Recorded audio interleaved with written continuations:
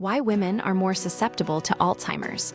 A comprehensive explanation: Alzheimer's disease disproportionately affects women.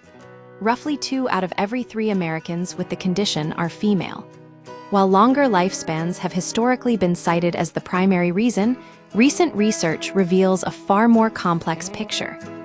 The increased prevalence isn't simply a matter of women living longer.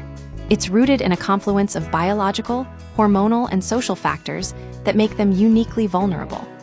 Understanding these differences is crucial for developing targeted prevention and treatment strategies. The biology of risk. Why women are more affected. For years, the higher incidence in women was dismissed as a byproduct of longevity. However, experts now recognize that this explanation is incomplete. Genetic predispositions, such as carrying the APOE4 allele, amplify risk in women to a greater degree than in men. Even with the same genetic marker, women tend to develop Alzheimer's earlier. Brain imaging studies also show that women experience more rapid cognitive decline once Alzheimer's pathology begins to develop. Specifically, the accumulation of amyloid plaques and tau tangles, hallmarks of the disease, seems to progress faster in women. Furthermore, women tend to exhibit greater brain volume loss in regions critical for memory, accelerating cognitive impairment. The role of hormones and menopause. One of the most significant differences between sexes is the dramatic decline in estrogen during menopause. Estrogen is not merely a reproductive hormone.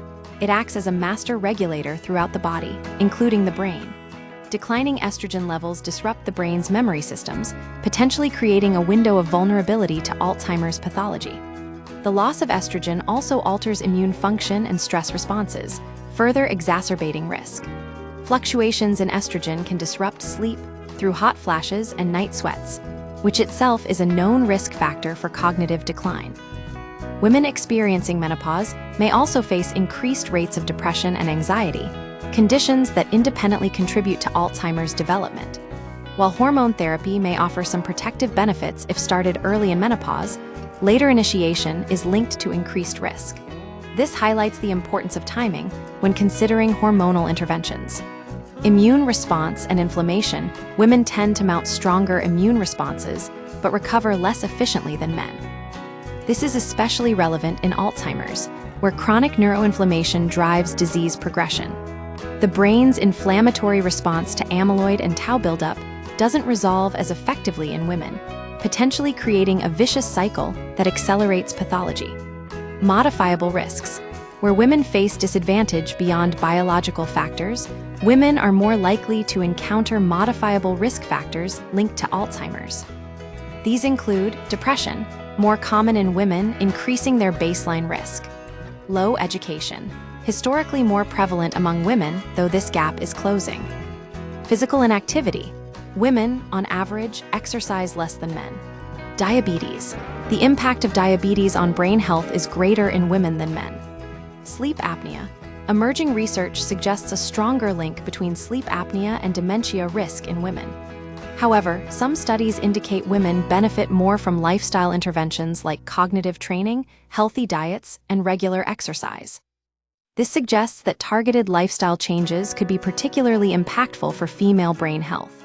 Societal factors and gender roles beyond biology. Societal expectations further compound the issue. Women frequently bear the brunt of caregiving responsibilities, juggling childcare, elder care, and professional demands. This chronic stress, combined with potential sleep deprivation, elevates risk factors for cognitive decline.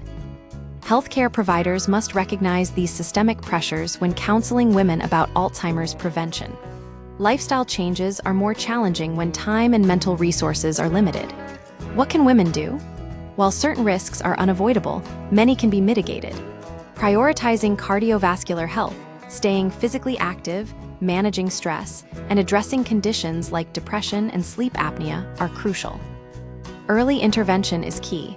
The protective effects of estrogen may diminish over time. The takeaway is clear. Alzheimer's is not a gender-neutral disease. The biological, hormonal, and social landscape creates unique vulnerabilities for women. Recognizing these differences is essential for effective prevention and treatment strategies.